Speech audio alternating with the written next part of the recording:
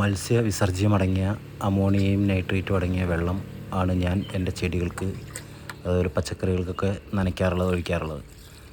ഇത് മല്ലിയാണ്. മല്ലിയില നിറയെ ഉണ്ടായിട്ടുണ്ട്. അതായത് വേറെ വളമൊന്നും നമ്മൾ ചെയ്യുന്നില്ല.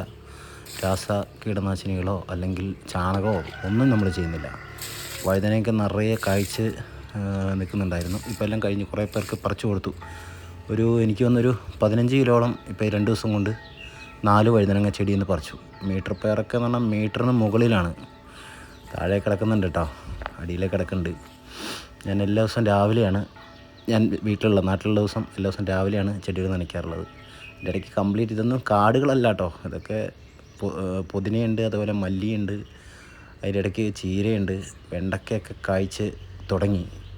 മറ്റേ വെള്ള പച്ചമുളക്, അതായത് കാന്താരിയുടെ വേറൊരു ടൈപ്പാണത്.